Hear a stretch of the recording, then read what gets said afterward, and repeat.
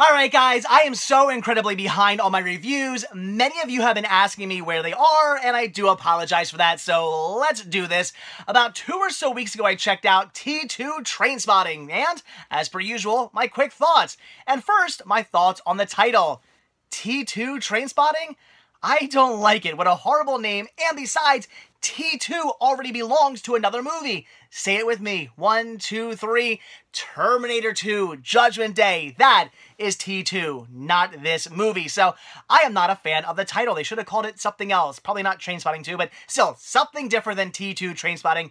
I don't like it. But alright, the original Trainspotting. It is a perfect film. It is so good. I love that movie.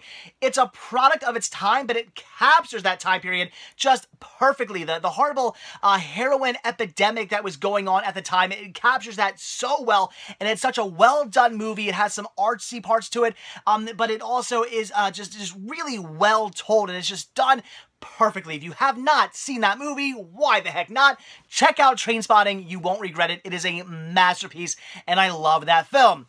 However, with that being said, since the movie was so good, did it deserve a sequel? Absolutely not. It did not warrant a sequel anyway. The movie ends, I think, perfectly. Yes, Mark does run off with everybody's money, but I didn't feel like I wanted to know more. He runs off with the money, and I'm like, okay, I'm satisfied.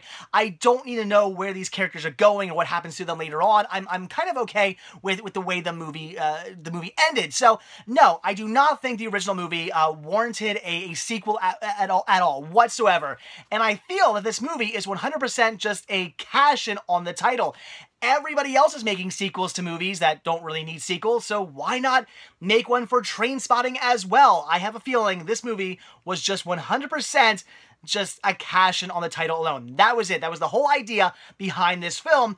But at least they did happen to stumble into a fairly decent movie. I actually thought this was okay.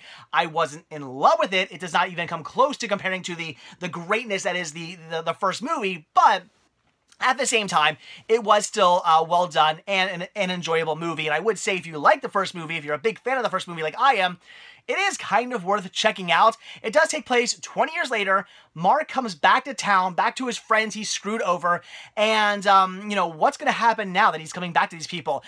Sick Boy's still there doing his good old Sick Boy stuff. You know, heaven forbid he gets an actual real job instead he's scamming his way into money. Spud is still, well, Spud, and Bigby is still crazy Bigby, although he's in prison at this point. I won't give much more away than that, but he is in prison. So he's coming back to these friends he's screwed over, which I think is just a horrible idea to begin with. That just sounds like a terrible, terrible idea. Sick Boy wants to get his revenge. Spud, I mean, well, again, I don't want to give too much away, but Spud's just being Spud. He doesn't have too much to worry about there. And Begbie, even though Begbie is in prison, and again, I'm not going to give too much away, he is still a force to be reckoned with throughout the movie. And for that reason alone, I would not have come back to town. I mean, Begbie's obviously a complete psychopath. You screwed him over. I would stay far, far away from that man, as far away from him as I possibly could. That is just a recipe for disaster to come back to that man.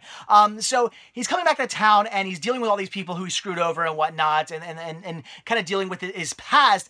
And it just sort of feels at times like a rehash.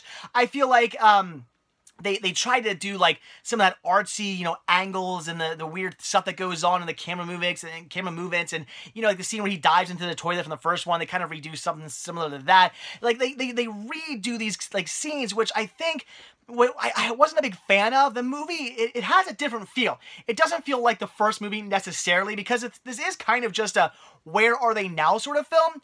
And as such, I think they should have shot it maybe a little bit more straightforward or just different in general. The fact that they tried to shoot it kind of the same way, I kind of felt a little forced. There were scenes where I'm like, why was that shot that way? Oh, because that's how they did it in the first movie. I get it. So it just felt really forced. And especially, oh my gosh, the most forced thing in this movie, in my opinion, is the choose life, you know, rant that Mark does.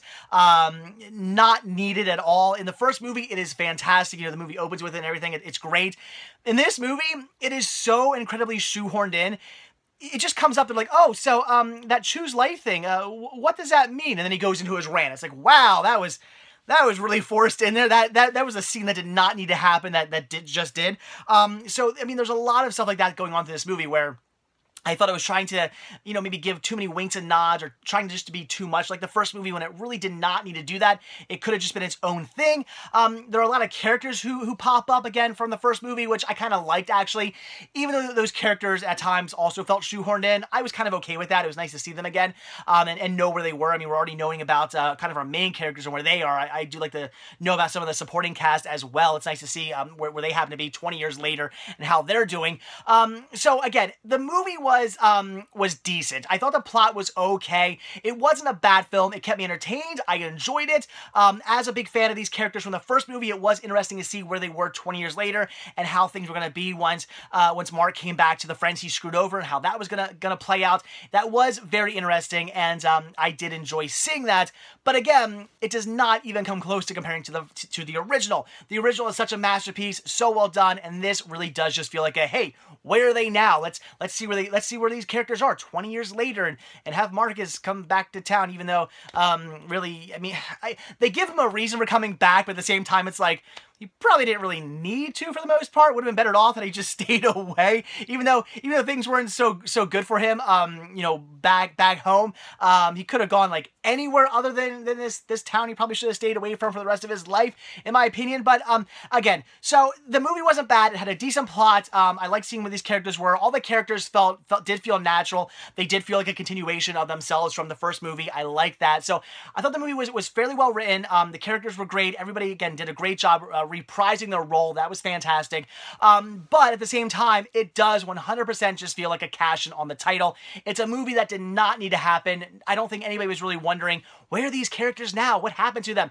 I don't think it was not warranted. This movie did not need to happen. It's not like a Master and Commander 2 or something like that, where you're like, okay, you know, at the end of the movie, it literally cuts off, and you're like, okay, where are they going now? Or like I always say, the Rock and Roll, though, was supposed to have 2 more movies. Like, the real Rock and Roll was next.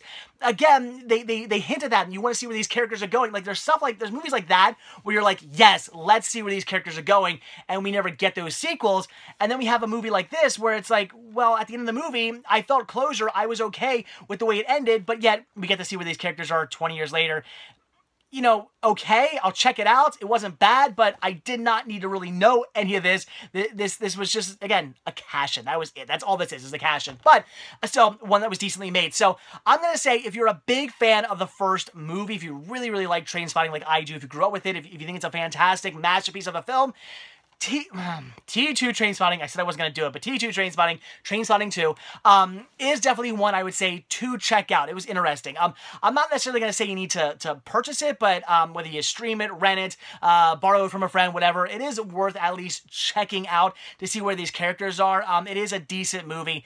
It's just, again, with the first movie being such a perfect masterpiece, fantastic film, and a film that did not warrant a sequel, the sequel just kind of feels okay. Again, it wasn't bad. It was enjoyable. I liked it. But again, it was just kind of okay. And in my opinion, 100% unnecessary. This movie just does not need to exist, but yet it does. And again, I would say if you're a fan of the first one, it is at least worth checking out. It was a fun, interesting movie, and one to see if you're interested. So, all right, guys. Hopefully, I didn't spoil too much for you. I tried to stay away from pretty much the entire plot whatsoever. I don't want to get into that. It's basically just Mark comes back to town, dealing with his friends he screwed over, and you'll see where it goes from there. So, T2 Trainspotting, stupid name. Check the movie out. I would recommend it. Just don't be expecting the greatness that was the first movie. Just kind of expect mediocre, a mediocre where are they now 20 years later story that, you know, again, is decent. So, see it.